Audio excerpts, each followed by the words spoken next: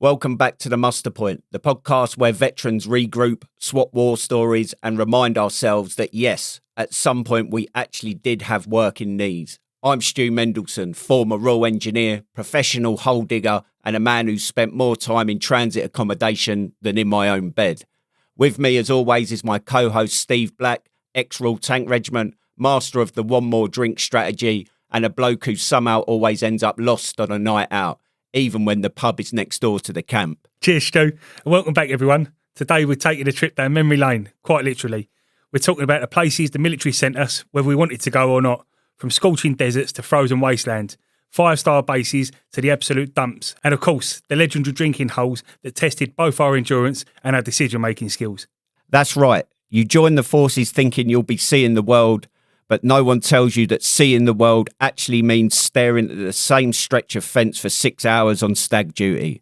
But between the boredom and the beasting, there were some cracking places and some absolute horror shows. We're diving into the best, the worst, and the ones we barely survived. Plus, we've got listener stories, forces news, and because it wouldn't be the muster point without it, an absolute stitch-up of a quiz, probably designed to make Stu look like an idiot. Correct. So grab a brew, settle in, and get ready to relive the deployments, detours, and dodgy kebabs that made military travel an experience like no other. This is the muster point, where the banter never stops, the stories get better with time, and the memories are 50% nostalgia, 50% trauma. Right, let's crack on.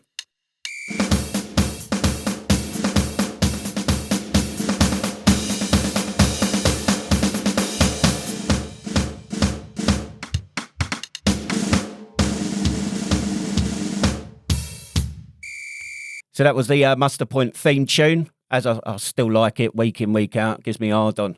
We've had a busy week. Tell us what we've been up to, Steve. We met up with our local MP, tried to create a link between us and people who can help us. What was his name? Kevin Bonavia, the Labour MP for Stevenage. We had a meeting with him and his two assistants. Yeah. They was very positive, very pro-veterans. One of them's son, or both their sons were in the army. I think one of them served in Iraq. So yeah, and the other one was in one of those pomp and ceremony regiments. Was it the Blues and Royals? No, the Lifeguards. Lifeguards, Donkey Walloper. Yeah. Donkey Walloper, that's it. And we've got Chizzard with us today, haven't we? Yeah. Chizzard's here. Obviously, Chizzard. he made big promises last week, and he never showed because he was at Harrods. But he's here today. How you doing, Chizzard? I'm good. Thanks for having me. Steve let me know that you've had a lot of call-ins and that they want the insight of a real soldier. All right. So that's why you've brought me on, and I think all your listeners will appreciate it. So yeah, thanks for having me. Well, you're here to defend yourself, aren't you? Because the Rafreds get a bit of a battering, don't they? And sometimes mainly for good causes, isn't it? He's brought a book with him. With every time we slagged him off, he's wrote it down, and he's got a comeback. Yeah, but look at that book. It's red leather bound. Very nice. Very good. And we've got a quiz for him, so he's having a quiz later on, isn't he, with your... My brother-in-law, diggy dog, Morris. I like it. And you're calling it the Raff-Off, aren't you? Yeah, the big Raff-Off. Yeah, I like it. So you're looking forward to that, Chizzard? Yeah, can't wait. How do you think you're going to do? Yeah, hopefully all right. I haven't rehearsed or revised, so let's see. Let's see. I ain't too confident. As long as it's all about a Raff Reg, it'll be fine. Quality. What else you been up to? Oh, so how did this thing with the BMP go? Come on, let's give the audience what? The BMP. Is that what I said? Yeah. Shit. We did not meet them. The MP. Yeah. The MP, the Member of Parliament. How did it go? Right, so we met him in his aides and we spoke about the muster point and veterans issues. He was very keen to support us. He's also, not sure the ins and outs, but I think he said 80 MPs across the government sign up to be like a armed forces champion type of thing. Yeah, but they sort of serve, or they do like civilianified training courses. Yeah, so he chose the RAF. Yeah, because he likes nice hotels and good food and all. Maids, it's typical MP, isn't it? Yeah, he's got two maids, RAF and an MP. Yeah. But he was really supportive, wasn't he? Yeah. He says he's going to put us in contact with the Veterans Minister. Oh, sorry. Did he actually say that? Yeah. Yeah. Well, sure. No one was taking notes, so hold him to it. Hold him to it. But it's just about having that, as you said, one of his aides has got two sons that have served, and having a link or a contact with her, I think, will be invaluable. But the other thing which I was quite impressed with, and I thought I'd say, so obviously MPs, they get bad press, don't they? And especially the current government have had a bad press about expenses. Yeah. And we were chatting to one of the assistants, and she was saying that Kevin, like, he categorically refuses to claim expenses for things that he's more than entitled to. Yeah, he's entitled to a second home in London, but he refuses to. You know, he stays around friends' house. Yeah. Poppy Reefs, because of his, you've got Stevenage and the surrounding little villages. Yeah. He buys 5. He refuses to claim for them. He pays for them himself. So, and this didn't come from him. It wasn't him shouting or boasting about it. And I thought it was quite, I don't know, it was refreshing, wasn't it? Yeah, I think we should give him a chance. Yeah, definitely. I know a couple of my mates give me some. I sent some texts out saying anyone got anything for him, and there was a lot of violence, threats of violence, but we didn't have to use any violence.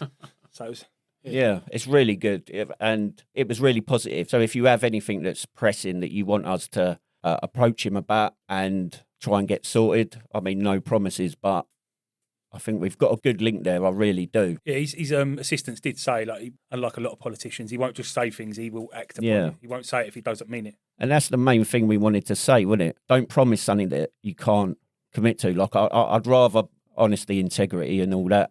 We spoke about the core values last week. We couldn't remember them all. But you know what I found most interesting was how short he was. Really short, wasn't he? He was, Shorter than Chizzard. Yeah. Nah, not having that.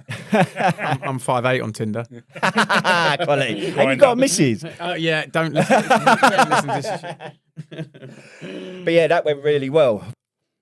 So we met him Friday, didn't we, Steve? And Fridays is the day I travel down to college in London because I'm training to become a therapist. And because we were having the meeting in Stevenage, I got the train from Stevenage train station, and I was on the platform on my phone, and sadly, someone jumped in front of the train, and it was quite brutal, really. Obviously, it all happened quite quickly. I remember the announcer saying that there was a fast train approaching.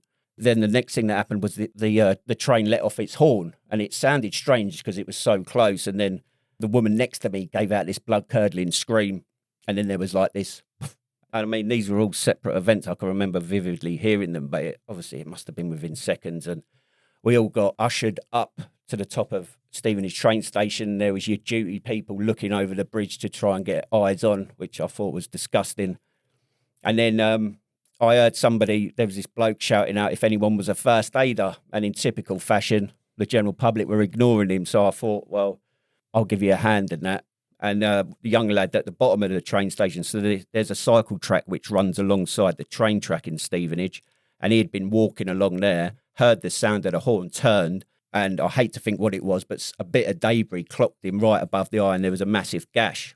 He was on the phone to the ambulance already, but just making sure they knew where to come. And obviously, as you can appreciate, the old bill turned up pretty quickly, and I moved on. But what I want to say is, like, in that chaos, in that, I don't know what you'd call it, like sort of intense situation, my mind just switches on. And then it was afterwards, once the adrenaline leaves, it's like I was pretty shaken up. It was quite horrific because I know you've got experience on the railways, and 9 times out of 10, everyone's like, our thoughts with the person and the family that jumped, rightly so, and the driver, rightly so. But nobody really appreciates the people on the platform. It was horrific. And you got the coppers, the British Transport Police, and who have to walk down the tracks and collect what was left. And then that train goes into a train depot, and then I used to do it. The blokes who clean the train, it all just goes down the drain. Unfortunately, that's the sad part of it. Yeah. So yeah, that was an eventful Friday. So that started me off on Friday, and then it ended with the positive meeting with Kevin, our local MP. So what can we expect this week, Steve? What we got on? We put a shout out to all our friends and listeners. Anything to mention, anyway. I love putting him on the spot, by the way. He's squirming. Yeah. If nobody's watching this, he is squirming right now. So anyway, so we've got some people have sent in some funny stories and whatnot, as usual. But we've also put the message out. We want people to let us know the best, worst or weirdest posting or place they ever went in the forces. We've had quite a lot of feedback. Yeah, it's all about the places we served, the good, the bad, the ugly, and there was a lot of bad and ugly. And we're not just talking about like your Iraqs and Afghanistans. We're talking about like the arsehole end of nowhere on Brecon. Senny, yeah, Senny's up there. Oh, the Hilton. Oh. Oh God! Last week we were speaking about acronyms, weren't we? And I listened to it back, and it's like obviously the episode's meant to be about acronyms, and we ended up talking more acronyms and not actually explaining them. So I think maybe we need to do another episode later on down the line. Well, another thing, Creasy won the. No, he lost, didn't he, last week? Sorry. Yeah, Creasy lost. He's been gobbing off. Oh, go on. Yeah, BFO. It's the Battlefield Ambulance. Yeah. I know that you could say that it probably is somewhere, but everyone knows that BFA goes in India rifle, even the Rathridge. Have you ever used the rifle? Yeah, once or twice, yeah. Yeah, BFA, blank firing attachment, that's what I was thinking. Yeah. Well done, but he was Army, so I'm not surprised he got it wrong. Yeah. And a tanky at that. I wanted to bring up another one that regularly got used in the Royal Engineers, and that's Webster's. Either of you two heard that? Nah, never heard of it. So like Webster's or Webbo, like as in crap, shit. No. I like that bit of kit's Webbo. Like, you're Webbo, mate. You're Webster's. You're fucking Webster's. You Webster's slag. So basically, Webster's was a charity shop in Aldershot that sold, obviously, charity clothes and that. So it was known as shit. Shit clobber. But it's mad. I thought that was like a regular big... No? No, I've Webster's? never heard of it, no. Well, just me then. Maybe I dreamt it. Speaking of, if I may interject. Yeah, go on. I see how polite. Yeah, you got the Air Force now. Come on. Yeah, speaking of last week's episode, I had to catch up sort of last minute on this one, and I was listening to it in the gym this morning, which made for a fucking terrible workout because normally I'm You had to get that in there. I was in the gym this morning. But when the boiled owl, head like a boiled owl came out, I nearly dropped the dumbbells. I was fucking. Everyone's looking at me like, "What's he fucking laughing about?" So that did make me cackle. So I appreciate that. That was a new one for me. Oh, good. Yeah, because you were meant to come on last week, weren't you, Chizard? Where was he, Steve? Harrods. Harrods, that's it. So do you want to tell us about your trip to Harrods? Oh yeah. Well, I'm obviously a loyal premium platinum member. So go down there. Me and Al Fayed and the other Al Nayed or whatever his name was used to hang out. Yeah, I mean, very nice. You know very what nice Al people. Fayed's like being done for? Well, he's dead, isn't he? But it's all in the media about his... No, lovely geezer, honestly. Quality. Well, Rathridge hanging around with known predators doesn't surprise me. So we've got an icebreaker question to set up for this week's episode. And the icebreaker question is, what's the most unexpected place the military sent you? I reckon we should open that up to Chizard first. Yeah. Unexpected. The camera course is a good one, to be fair. I mean, I know Steve's mentioned it before. I managed to somehow wind up on that, me and another lad, Tommy Moylett. And yeah, you end up in Wolverhampton and you're taking pictures of civilians from a car park. I mean, we probably shouldn't even be speaking about it. I'm not sure if it's all legal. But, that was fucking mental. And obviously, once we got back to Squadron, there was no cameras to be seen. So, absolute waste of everyone's time. But yeah, we had a bit of a knees up out there. So it was pretty good, but also very, very strange to be there. Well, I was expecting him to say like the Premier Inn or saying like not quite up to standard, is it? Oh, of course, it's not far off. It's a nice place. What about you, Steve? Oh God, that's a tough one. He's nicked mine. I was going to say Cosford. Fuck me, Steve. Come on. I can't even think of one. I can't even think of one. But the pressure. I'll tell you what. Trails End Camp in Canada. Okay, when you go to Batters, you can do adventure training. Some of the adventure training, you'll go to Trails End Camp, and it's in the middle of nowhere in the mountains, and it's like porter cabins, but it's just unreal. It's all in the woods, and they've got this barn that's a bar. It's all like a big log cabin. I went at the horse riding, and it's just it's beautiful. Beautiful. Oh, lovely. You went away for a horse riding trip, did you? Is that what it was? But yeah, okay. Tell you what though, I've never seen Brokeback Mountain, so we was getting some sweets and beer in it, and the woman in there, I think it's called the Canics, their version of the Canadians' version of a Neffy, and she's going, "Oh, where are you going?" I said, "I think someone said we're going Brokeback Mountain." Because I thought that's what the mountain was called. So everyone thought I was going Brokeback Mountain. My arse was hurting after a couple of weeks. Did anyone have hard on Brokeback Mountain? I don't know, but my arse got pounded on Yeah. On the back of a horse. Yeah. How'd you fit a horse in a tank, by the way? Why are you fucking horse riding? Chop it up. Right, okay, yeah. We got sent down to Tewkesbury in Shropshire. It was when the floods, it must have been about 2000 and, I'm going to say 2008, somewhere around then. I mean, Tewkesbury's renowned for flooding. It's flooded many times since. But basically, I went down there on the recce. Basically, I was the dog's body driver with my recce sergeant and 2 IC. The story goes that there is a substation down there that was on the verge of being flooded and taken out. And we're like, surely it's like privately owned and just let the EDF or whoever owns it, it's their job, get them to sort it out. But it turns out that this substation actually is a reserve power supply for GCHQ. So EDF or whoever owned it basically turned around and went, well, it sounds like a bit of a government problem to me. So it was quite random being sent down there for this. And what made it even more random, the government had set up, is it Gold Command or for like their emergency? Cobra, innit? Cobra, that's it, Gold. Yeah, What's Gold? Don't know. Star Wars, wasn't it? Star Wars, that was. Spandau Ballet, yeah. Their Cobra sort of centre, there was all like, I think it was Gordon Brown at the time was the Prime Minister.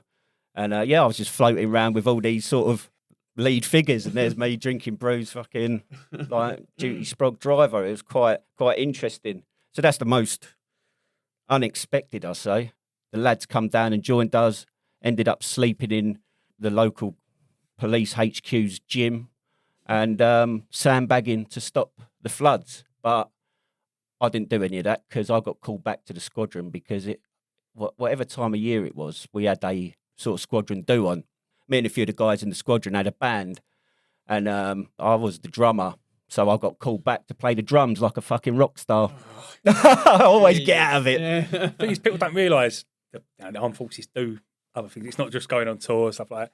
I know during the London Olympics, a lot of my old regiment, they was called out to do the security because I think the G4S couldn't do it. So, there's a lot of other things that the military get involved in. Wimbledon, that's another one. I always put my name down to go and be a steward at Wimbledon, never got it. Yeah. You've got to be a minimum of a 3 out of 10 for that, mate. If they're going to pick you, go and tell you. I think I've done it because you got an extra 15 quid a day or something, which is a lot of money. What you're saying about the Olympics, the QCS squadron, well, they're now KCS now, God bless her soul, has gone. But yeah, they did all the Olympics as well, and that was a Gucci time, as you say. It was in helicopters and fucking... don't know what they were going to do. The snipers couldn't have hit anything on the ground, like if they were on the ground, let alone in the helicopters. But yeah, I heard about that. But yeah, as Steve says, there's loads of stuff in the military. I mean, I think as much as we slag off the military or as much as you guys slag off the military on airs, it's a massive. I don't know what you're on about. Yeah, it's a massive family. And yeah, if people think they're joining up, it's one of the strings to the bow of the military. Especially if you're good at a sport, like I say, my mate Luke Tyler, he was good at skiing and spent 5 months a year in Germany on the piss and having a tosser. Having a great old time, wanker. Yeah, I think that's you make a good point there because if you're good at sport in the military, you're laughing, aren't you? Absolutely laughing. Tracksuit soldier. Yeah, that's it. Tracksuit soldier. Shut the phone. Right, moving on to Armed Forces news. What do we have today? Anything? Have you done any research on this, Steve? No. Nah. Right. No, I did. Obviously, you sent me something. Yeah, so we got the first story I've got is by the time this goes out, it's probably been running a couple of weeks. So the Invictus Games. You pay any interest into the Invictus Games? Not so much. Mate, an old friend of mine is in it though. Go on. Stuart Robinson has. He's got had his legs blown off in 2013 on Herrick 17. We was out there with him, and he does wheelchair rugby. Nice. He won gold in the Paralympics in Tokyo, and he's done one or two. This is at least his second one. Yeah. His games. I think he's quite pally with Prince Harry as well. Nice. What's his name? Stuart Robinson, Robbo. Well done, mate. So a few years ago, I applied for the Invictus Games. First time round, I was in a pretty bad headspace, so I didn't see it through. But the second time, it was when they were due to go out to Australia, which is what attracted me, to be fair. I applied for the athletics, so I basically ran 100, 200, 400 and 800, I think, or 15. I can't really remember. So I was actually living in Bedford at the time, and I started training, and I was actually quite enjoying it. We went down to Bath University for the trials, and 2 weeks before the trials, I'd actually pulled my hamstring in training and hadn't trained since, and I was in a pretty bad way, and in typical soldier fashion, so I was like, yeah, just crack on. And I thought to myself, what I'll do is I'll choose the 400 metres and that's the only thing I'll apply for. But as soon as the 100 metres gets called, I'm like that, right, I'm down there on the start line. 50 metres into the 100 metres, hamstring goes again and I'm limping along. I thought you were going to say the egg fell off your spoon. Yeah, well. And they had everything was down there. So they had I went and see the physio and he basically stripped me off naked and taped me up, which was something maybe I haven't processed. So then, I thought to myself, well, I'm not doing the 200, I'll do the 400. And I was put in the category of, visually impaired. So the guy I was racing... Well, they're not going to put you in wheelchairs, are they? But the guy I was racing against had bloody someone running in front of him with a bell. He was that blind. But anyway, I'd done really well. So actually, I was injured, with my hamstring, and I got the fastest time of any group on the 400 metres that day. I still didn't get selected to go, and I understand that because it's not just about times, it's about, obviously there's minimum spaces, and it's about giving people a chance. But you had another chance. Why didn't you get picked? Well, I've got a lot of anger towards it. To me, the Invictus Games, there's a lot of box ticking going on because... They sent me a generic email saying, "Oh, if you join a running club and keep training and blah blah," and I was like, I was at a running club. I was injured. I got the best time. But I get it. There's not. Just be honest with me. Look, there's not enough spaces because it's like you're dealing with vulnerable people. Mm. I think I deserved a more. So do you reckon you lost your place to a geezer who rings a bell? I don't know. Maybe I did. There was space for two of them, but the other guy needed a bell ringer. So. Yeah, exactly. Yeah, I could have rung the bell.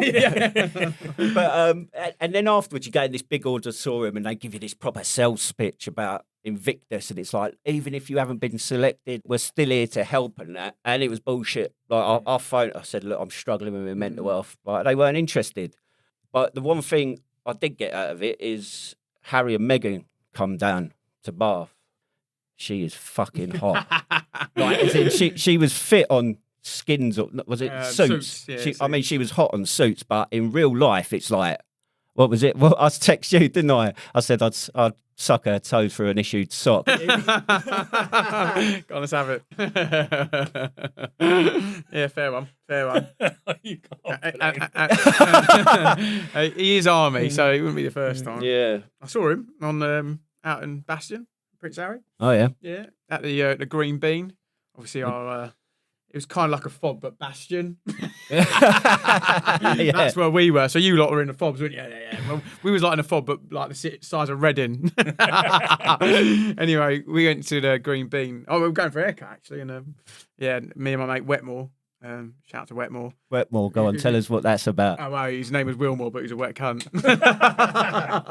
And he went to barbers, walked around the corner, he was having a brew. So I was like, fucking hell, Wetmore. I said, we went in the PX. He said, no, come on, we're going for a brew. We just sat awkwardly behind him and his officer mates. He was a patchy gunner, I think, at the time. Yeah. Because this is the thing, on Bastion, it was nice being there when having come out of the green zone. What was it, Pizza Hut? Was there a Subway? Subway. Tough life, real tough. Yeah. Don't believe the stories. We got IDF once every 3 months. I mean, it was hell. Absolute hell. Was that just the army throwing water bottles at you?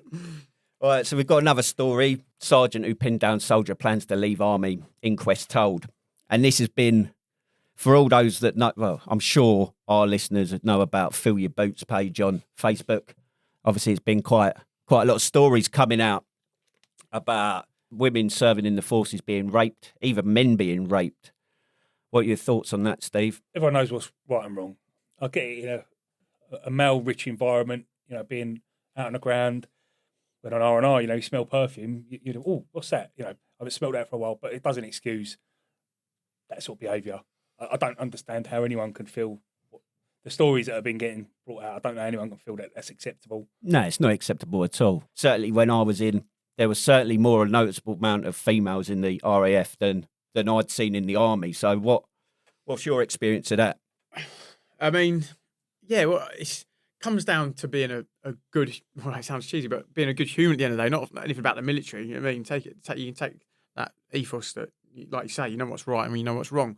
Yeah, there was more females in the RAF for sure. Yeah, I mean, a few of the boys obviously shacked up with a couple of them, but I don't remember any bad stories of not what's coming out at the moment. Thankfully, I'm not saying it didn't happen, but Yeah. I'm not aware of it. And that's the thing. I don't remember. Like, obviously, we spoke about the other week about initiations and a bit of hazing and that, and without a doubt, some of that could be going too far. But it was in the spirit of the core, without a doubt.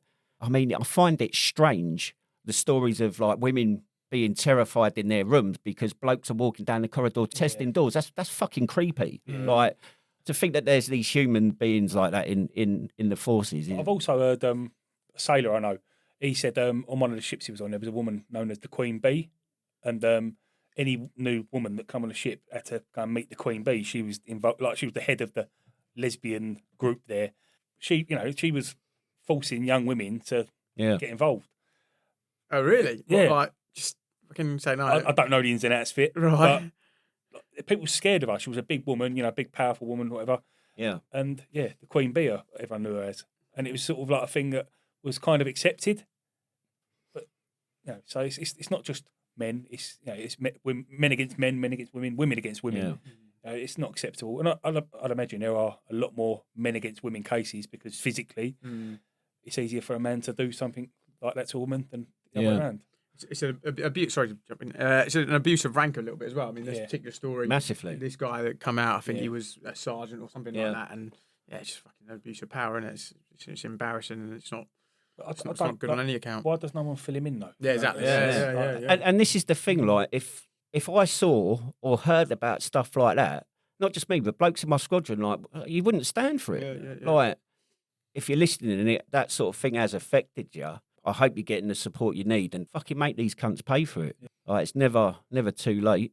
But yes, it leaves a bad taste in my mouth. I think that's what it is. Yeah, completely agree with you. In other news, a bit more positive. This is what I said to you the other day. I'm always like the bringer of doom. Like, listen to Stuart moaning. No, we don't want this to be a doom and gloom, but it needs highlighting. But anyway, there's a few big companies that are actively recruiting veterans. You've got Biffa Waste. Everyone's heard of Biffa bins. They're everywhere. They're actively encouraging people who've got less than 18 months left to get in touch with them about doing some sort of a work experience scheme. You go on their website at www.biffa.co.uk. Siemens is another company. We could have fun with that name, couldn't we? Go on. But they've got a scheme called Siemens Military to Rail Programme, and that starts on the 6th of March. And they're providing training for military personnel transitioning to Civvy Street. Again, you can go on their website and find that. And the other one is Davey P mentioned to me that he works at Thames Water, and they actively encourage veterans to have a go applying for a job. And he said it's a brilliant place to work. I'm not sure exactly of their the areas they work, but it's obviously surrounding the Thames, I'd imagine. If you email them at military@thameswater.co.uk, they'll give you more information. Yeah, I'll put some links in the description as per usual. And interestingly, I saw something on LinkedIn yesterday. BT have got similar sort of schemes. They're recruiting either people that are transitioning or veterans. What I found interesting was they had the caveat, and I think you mentioned something similar, that they're looking at recruiting. Basically, you have to have left the military less than 2 years ago. And it's like, well, why is that a cut-off? Yeah. Because, I mean, you could have left 10 years ago and still be struggling and need the support. I'm not quite sure what that's about. The BT thing you said, I had a couple of mates 10, 15 years ago. BT done a scheme then where instead of getting your resettlement, the army will pay your wages and you'll go and do work experience for them with the opportunity to possibly get a job at the end. Neither of them did. I don't know what the reasons is, so be aware of that. Giving up your resettlement, you might not get a job at the end of it, but then you might act like an idiot and not deserve a job. I don't know what the reason was behind it. So I'm trying to think, 'cause that rings bells for me. I think with British Gas, they were promoting recruiting veterans, and I turned up to one of their events, and they said, "Oh, basically, we haven't got anything for you." And it's like, again, box ticking exercise. Like a carrot, and there's one I think I should mention. A local one to us is MBDA in Stevenage, the defence company. I know on LinkedIn and stuff they've got like you can sign up to their veterans community, something like that, and basically if any jobs that come available that match your skill set that you might have down on your CV that you've sent them, they'll reach out to you. But I think they're very veterans positive. Yeah. Interestingly, this came up with Kevin, our local MP, because Stevenage has got MBDA Airbus, and he mentioned another one. And obviously, their main profit-making purpose is defence contracts, and by extension of that, veterans obviously have served as part of the Ministry of Defence, and we're going to reach out to them and say, "Give us some of your profits, you bastard." I think a lot of these companies, what they do is they, not saying they give you a bit of leeway, but they know that you've been trained. They know you can be trained, but also your training might, I was on armour, tanks. What good's that to Airbus? But they know that they know my capabilities. I just might need a bit of guidance, and that's what I think a lot of these are willing to do. They help give you a bit of extra training just to guide you in your transitions at Civvy Street. I just worry some of these big sort of contractors. They see the benefit in recruiting veterans. I think we all can, but are they equipped to deal with the downside of having veterans, like PTSD, stress? The baggage almost. Yeah, the baggage, yeah. And also, like, we know people that, they're a victim of just being in the forces, their mannerisms, their humour. You do 22 years in the forces and leave, you're expected just to change. Whereas it wasn't encouraged to be the way you were, but that dark humour that gets you through bad situations. I know the police, the fire brigade, the ambulance service, exactly the same. And I know people from the police that have said the police are really clamping down on it, which, for whatever reason, but you can't switch it off overnight. Did we mention it last week? As I said, so I went from being a civilian to a fully traded raw engineering. It was probably about 18 months. And then on the other side of that, I went from Taliban territory in Afghanistan to being a civvy in 6 months. And it's like, it's criminal. Yeah. Like, how does that work? Yeah. Like, and how much of that time are you healing? Yeah, How much of that 6 months were you trying to get better? What happened? Well, no, I was just on one. Like just still in a war zone almost. Do you know what I mean? Because there was no counselling or therapy, I stood in front of a med board and he told me to soldier on. And the guy, and there was a lot of that went on, because the guy that had been in the med board before me was a bootneck with one leg. And he said the same thing. Yeah, just soldier on, mate. It's like, what? My experience was nothing like yours, obviously. But I think I got back from Afghanistan in December and I signed off out there. And although I signed off in October, I was out of the army by July.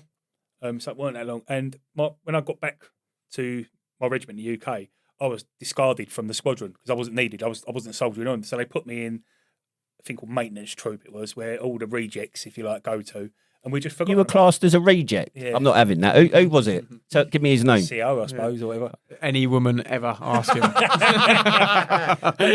And it was that reject or letdown? Yeah. It was all dumped there. And then I didn't go to my medals parade, nothing. I watched all my mates, medals parade, all that sort of stuff. I was just sat there greasing tanks and polishing stuff. Yeah. And I was bitter. I was really bitter. And it's not great. Damn right. I was on my medals parade back from Afghan. So there was the different troops were all formed up, and then to one side there was the injured troop.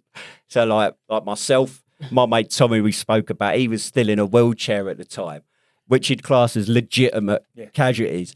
The other 6 blokes had like bloody the other blokes had volleyball injuries from Bastion, and it's like, why am I being stood here? Like, were you all in silver shadows in combats? No, still had the kit on. Obviously, if you were sick in my regiment, you had to wear silver shadows. Even once you was in. Tom was. I had to polish Tom's wheelchair for the parade and that, which was quite good. Nice, I was a BCR. A what? A VCR? A VCR, you heard of that? Go on, acronyms. That's a little that's the tapes, isn't it? You used to watch films. Not heard of that one? Battle Casualty Replacement. So I'd just been out on Herrick 17, got called back up Herrick for 18, about 3 months later. And big injury, rough edge lad, badminton wrist he had. Had to go out there and replace him. It's incredible, isn't it? God bless him. Hopefully he's still kicking. Like, I don't know if he ever got over that badminton. He got medically discharged. Yeah. Send him to the Invictus Games. Yeah. Oh, fucking hell, somebody's bitter. Something like talking about getting out and all that sort of stuff. My wife said to me a little while ago, because whether you do... You're such a disappointment, Steve. Is it in yet? you've got to complete your 22-year service, whether you do that as a regular soldier or if you get out early, you're still a reserve until you've done 22 years. You get a letter every year asking where do you live, and it says on there you have to respond. But where's the care? Where's the medical every year? Where they don't check in on you, but they're expected to call you. If there's a war going on, they'll call you straight in. And that's something that maybe we could bring up with the MPs. Yeah. I think I do remember being down at Lydd Ranges once on pre-deployment training. What we call OPTAG, wasn't it? Yeah.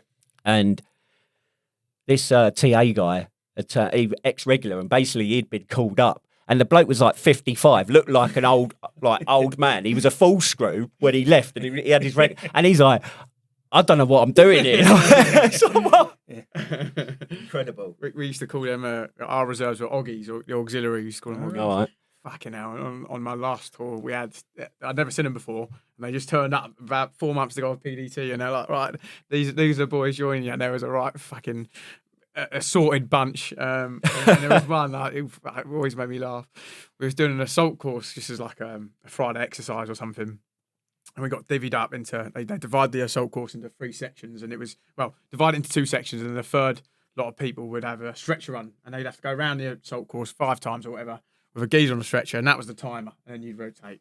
And there was a fella called, I think it was Floyd or Lloyd, and he was only 5'1", like he was a full screw, only full screw, and like had no respect from anybody. And it was our turn. We just done one section of the assault course, and then we jumped on we were the stretcher team then, and we jumped on the stretchers, and they said, right, we'll get the lightest lad on the stretcher, Rambo. Called Rambo, used to fight everyone. So we were like, right, Rambo, you get on first. And then we had, like, say, do 5 laps.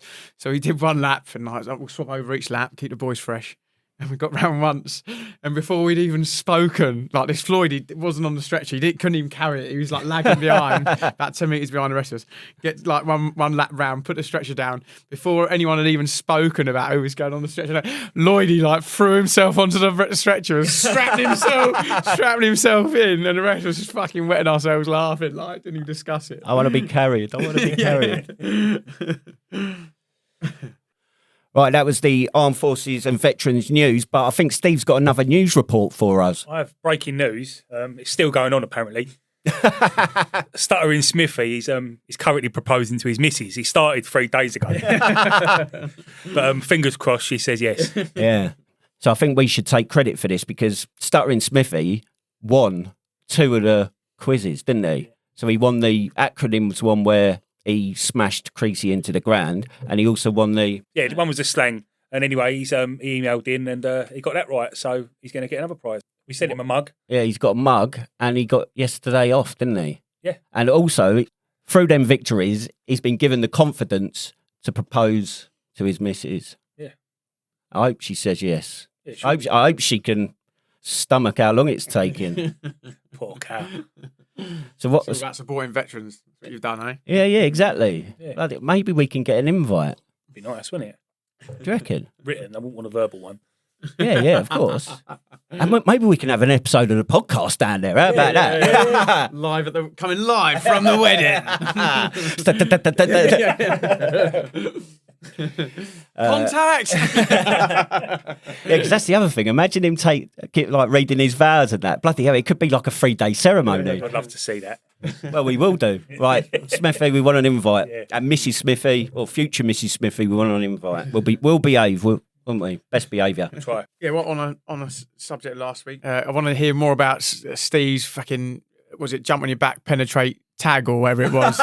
Yeah, go on. That was a good one. Yeah, it made me cackle in the gym this morning again, because it's the RAF Reg is the common theme of he's got an erection. Whenever a penis or balls or arsehole's mentioned, if it's to do with a RAF Reg, it's like, oh fuck yeah, go.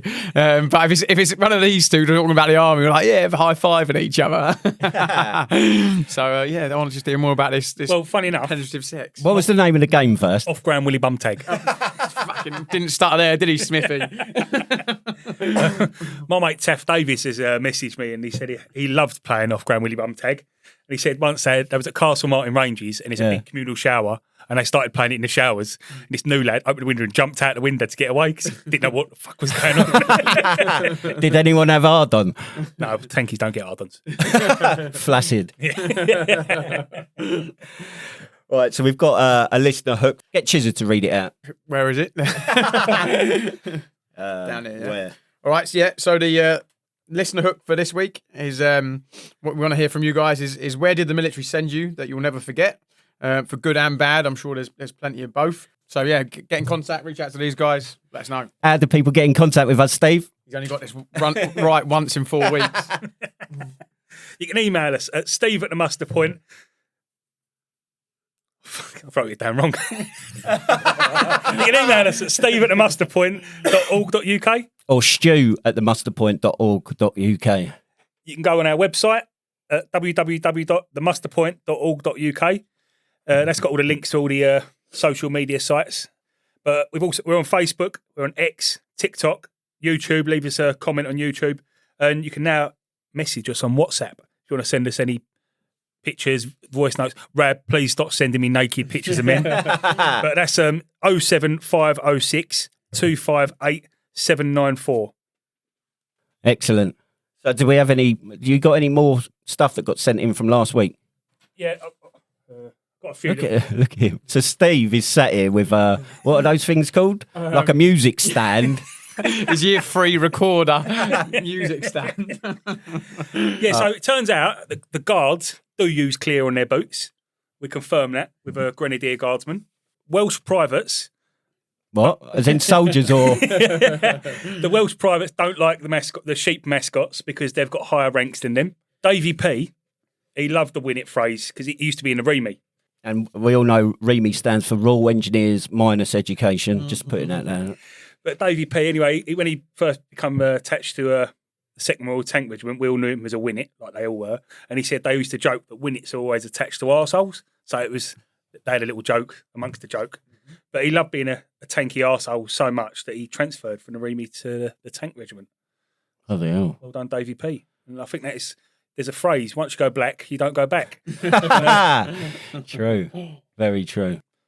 My mate Taff Davies again, he said, funny story is Badger Squadron, that was on ranges with the Tank Regiment's recce troop, who were in scimitars. Badger filled their scimitars up with dead fish and horrible stuff. So when the recce troop were doing their shoots on the range, they was all puking up in the scimitars. But they got them back because they captured a new lad from Badger who'd got lost. They duct taped him up and let him go. But he was on his way to compassionate leave. Poor lad.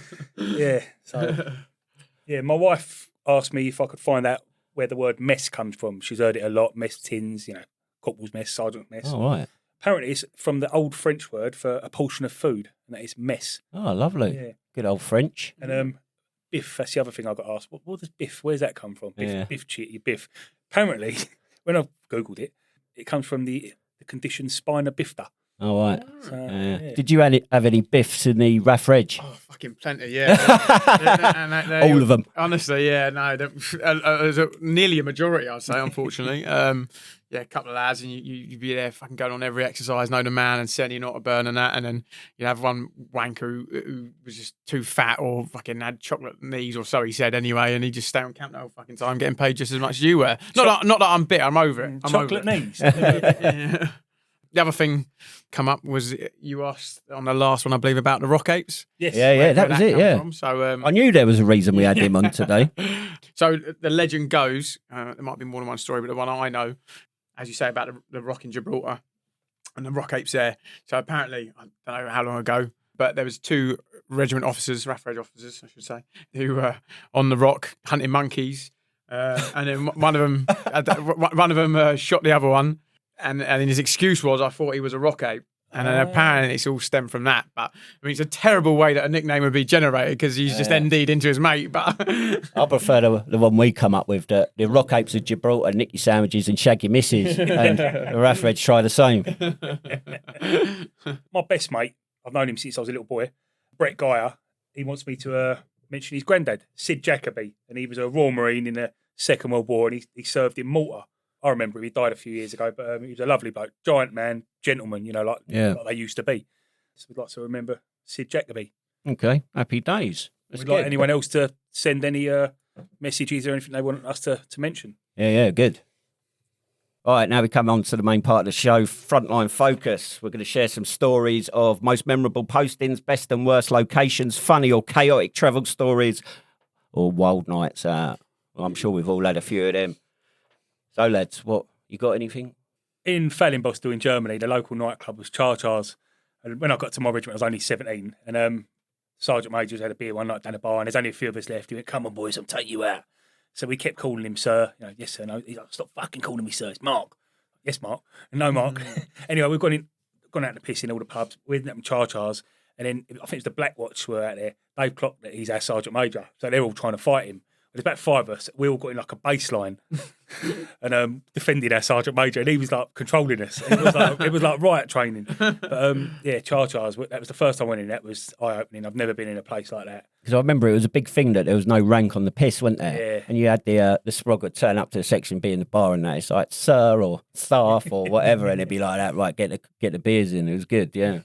But at the same time, it felt weird, like calling your troop commander Jeffrey or saying whatever it was. I found out instead of sir, I just said their name. Like I say, he'd asked me a drink. Yes, Mark. No, Mark. Never mate. It was Mark. And you stood to attention at the same time. Yeah. So that was the weirdest, I'd say. The worst place I ever went to was Tidworth. We moved from Falklands, went to Iraq, and then from Iraq, come back to Tidworth.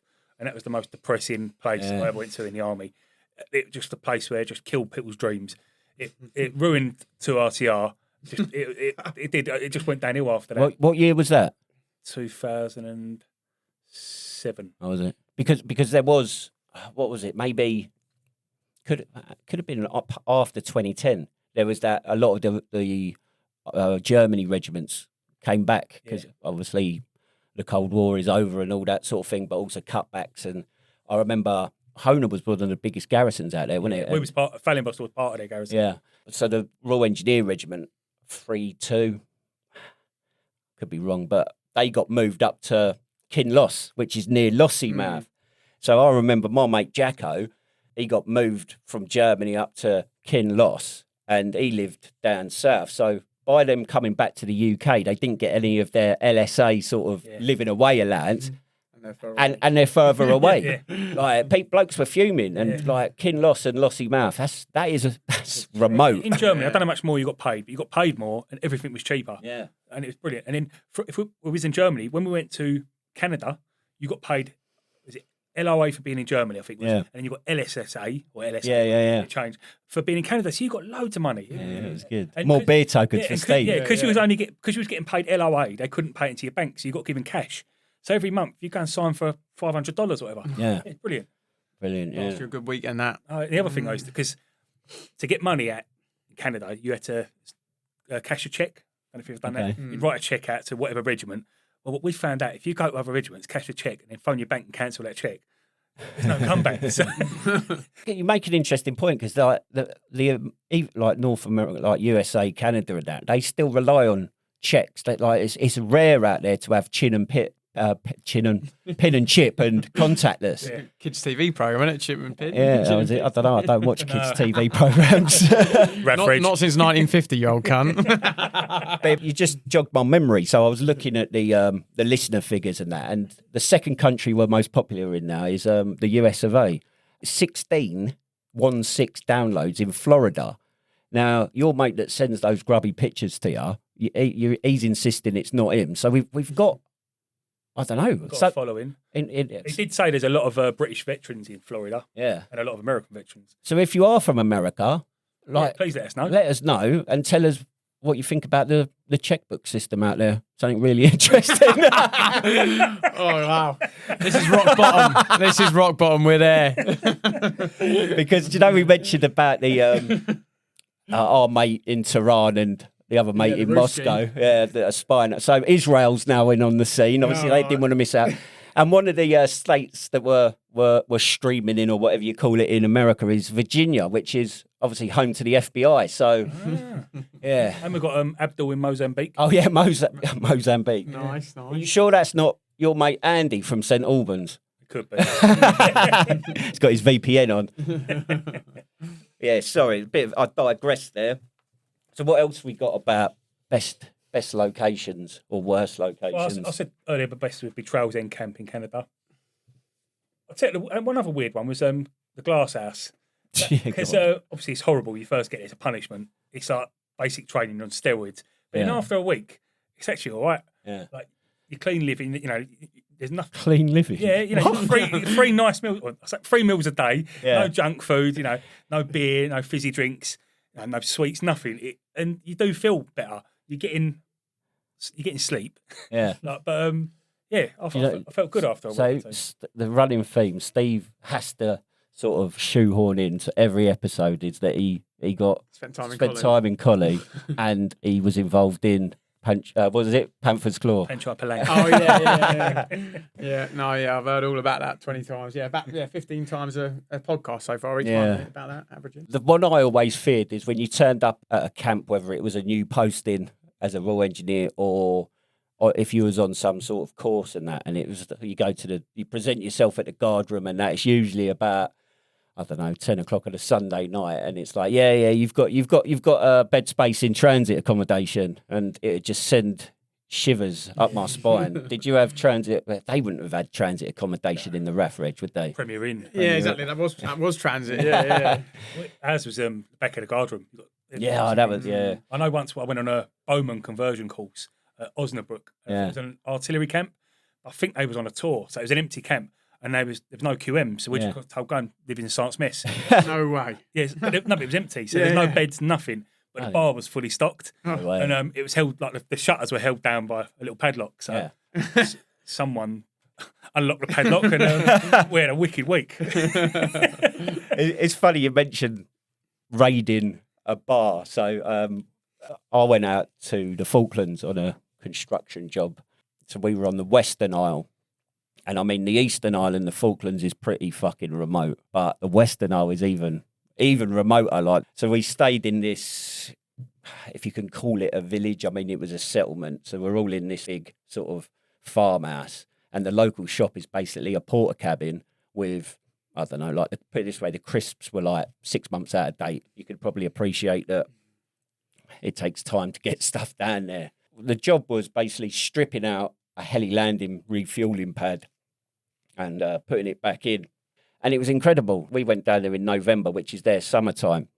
And the weather is crazy. So in one day we had like 20-degree blue sky sunshine, driving hail, driving wind, driving rain, all in one day. It's like, it makes you appreciate those booties and paras that deployed down there in the early 80s. Scots Guards. And a RAF Reg. But the point about the bar, so MPA, Mount Pleasant Airport, that's where you fly into. Me and this lad, I can't remember his name. So there was 2 bars, like the camp was massive and everything's connected. You could walk from one end to the other because obviously the weather and that. So we've come back from one bar and we've walked past the other going to our accommodation.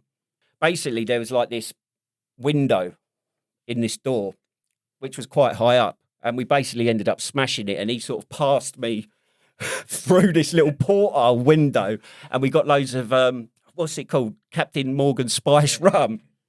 Nicked loads of bottles of it, and then we were going back to the Western Island where everyone was, and we ended up selling it to like the Staff Sergeant, all the seniors that were on this exercise, construction job with us, and it was quite incredible. So have you ever robbed anything? Well, trying to think. We had... our barrack block on Hollington was barrack block 71, which we affectionately named as the HBH, the Heartbreak Hotel. And yeah, I mean, there was all kinds of fucking haberdashery. You had this one wall and it was full haberdashery. Haberdashery. I think that's the right word. Anyway, and then there was a wall there, and it was the wall with like any story. So like the boys got nicked, and they had tracksuits or their plimsolls and stuff. They had blood all down on all the clothes and stuff. It'd go on this wall just like a storyboard, and it must have been about 100 birds passes. You had to sign on birds if you pulled a bird. You have to get their passes, and you try and half-inch them during the night. So when they went back to the guardhouse, they wouldn't have one. Or their knickers, there was knickers up there, everything. That was the stuff we stole. There was other stuff, but I can't really remember. Yeah, because there was that saying when if it ain't bolted down, then a Scotty's going to nick it. Flying out to the Falklands is quite interesting, and I don't know if either of you two went down there, but it's like 8 hours to Ascension and then like another 8 hours down to MPA. It was when I flew down there, still a no-fly zone. So as you're coming into however many miles off the coast of the Falklands, 2 RAF tornadoes come out and meet you, and literally they sit on the wingtip and wait. You can see the pilot waving at you. That's cool. That's Ali. And that goes back to that thing of, yes, you do have to be a pilot to fly in the RAF. But yeah, transit accommodation. You turn up and, right, you're going in transit accommodation. It ain't been cleaned. There's some bloke's bloody wank sock underneath the bed, like semen up the wall. And it's just like, oh, God. I turned up for my second tour. Like I said, I wasn't meant to be there. And I went out 3 months into the tour. Nobody turned up to pick me up from the fucking, what they call it, the gate, the fucking entry gate, whatever you call it when you land. And I was sitting there for hours because obviously, as I say, Bastion's pretty big and it's on the other side of camp. I had all my gear. And then eventually, after 3 hours, some fucking cunt turned up from the regiment squadron that were there at the time, 3 Squadron, took me back to the block and they took me to this, I don't know if you ever was on Bastion, but the big tents where you used to get about eight mosquito pods in there, and then fucking that was your little home. And I turn up to mine, and the fucking there was 7 beds around it. They were out on patrol at the time, so it was just me. Got in there. There was my fucking space. We like hanging shelves and that. Didn't have any of that. Like cot bed. Like every fucking thing was bent. All the rods and that. The actual canvas was ripped down the middle, and I was fuming. And I was like, "Where the fuck's a Padre? Get me out of here!" Honestly, what was the nickname for the Padre? Oh, Devil Dodger. That was a Devil Dodger. He had on Bastion. He had a god quad, the Padre out there. I don't know if you heard about that. And he attached wings to the back of a quad bike. Fucking hell. Yeah, like I say, it was rough out there. It was rough. Yeah. I'll do one more. So my best and worst place really was Bloodhound Camp coming back. Yeah. And that's purely because I was dreading it. First time before I went back there, I'm thinking, why the fuck do I want to go this place? Like, why do I want to spend 24 hours in Cyprus? I just want to get home. But when you're there and you're on the beach with your muckers and you're having your 4th beer that you're allowed, and there's a bit of fucking music they put on and that, it does everything it says on 10. It decompresses you. So that, for me, was, like I say, the worst because I was dreading it, and then got there and just fucking proper took a breath and realised I was, coming out of it, basically. And was Jim Davidson there? Jim Davidson, as in the ginger guy, the comedian. Yeah. He was always on decompression, wasn't he? Oh, I didn't see him. No, we didn't have him. So I got a bit of a chaotic one, and it's more medevac back from Afghanistan. So I was in Camp Bastion Hospital, flew from the Green Zone into Camp Bastion Hospital, and I was there for about 12 hours. Then got flown up to Kabul, where there was an American eye specialist. And what I learned was the British, even in a war zone, they're very restrictive with morphine. Like, they don't want you getting hooked on it. Whereas the Americans don't give a fuck. So it was an American aircrew that come down. Same as bullets then, yeah. Yeah, exactly, yeah. The American aircrew come pick me up and wheeled me on. As I said, I was still very much blind at this point, but I think I was flying up there on a C-17 Hercules, like the propellered one, is it? That's a C-17 is a Galaxy, Oh, is it? which is a jet. C-15, something like called that. C-130. Yeah, C-130. C-130 Hercules. And they're renowned for being very bumpy, aren't they? I've never been on one. Oh, fucking hell, Sprog. So they stretch me on there, and this American soldier medic goes to me, like, we're on the same side, man. If you want the morphine, you just put your hand up and I'll give you the morphine. And we've taken off, well, I think it was even before we'd taken off, like, I was like, hand in the air, and like, that's the last thing I really remember. Next thing I remember is waking up obviously on some ward in this hospital in Kabul, having been operated on. Very blurry and sketchy, my memory of this. But from Kabul, flew back down to Kandahar, where I then got transferred onto a R&R flight, which was basically flying from Kandahar back to Bryce via Cyprus. So the journey from Kandahar to Cyprus is obviously over Iraqi and Iranian airspace. So the pilot has to fly at altitude, and because I had head trauma from the incident, I remember the pain I was in was absolutely incredible. And obviously I was back in the care of the Brits, so morphine wasn't being issued out as liberally. Mm-hmm. But anyway, so we get into Cyprus, and everyone gets off, but because I'm basically fucked, I get to stay on, and someone brought me a bacon and a halloumi roll, which was great. But from Cyprus to Bryce, obviously it's over Europe, so it's happy days. And the nurse who was looking after me has the power to tell the captain to fly at low altitude. So this flight from Cyprus to Bryce, it must have been about 7 hours long. And you imagine all these blokes and trying to come back on R&R, and it's like, what is a 4.5 hour flight turns into a 7 hour one is quite brutal. So we get to Brides, and I remember I got sort of, obviously I didn't go down the steps. They slid me out with the food and that, the airline food, and down on that sort of lift. And I remember being in the ambulance, and they were going to take me to Selly Oak Hospital. And I don't know, as I said, I was blind, but I remember being stationary. I remember saying, I need a piss. They were like, I could tell the RAF, because the RAF were now transporting me, were fucking flapping up. Oh, I need a piss in that. You remember at Brighton's, the arrivals, it's like a lounge, isn't it? It's like in effect, it's like a normal civvy airport. And so I'm getting led. I've got my guide with me, walking me along. And I can hear like a hubbub noise of a busy arrivals lounge. Go through the door, and the entire room just goes silent. And I'm just picturing in my head all these like wives, girlfriend, mums, dads, kids and that, waiting to see their loved ones come back on R&R or whatever. And there's this bloke like a mummy, a mummy walking through. But yeah, it was mad. And it was so surreal and a whirlwind. It was funny, but yeah. So how many hours was that then from point of ID going off to you getting back to UK?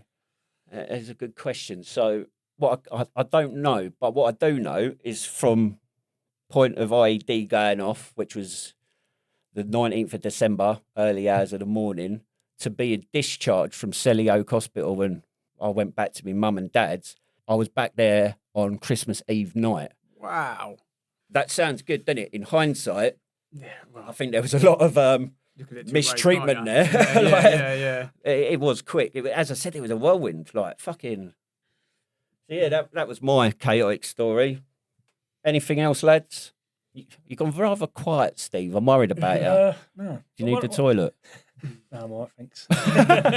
Put your hand up if you do. You know the rules. Well, one of them, I was in Iraq, and we was in this camp called Northport Camp in Qasar. It was a bit of a mouthful, but it was out in the middle of nowhere anyway.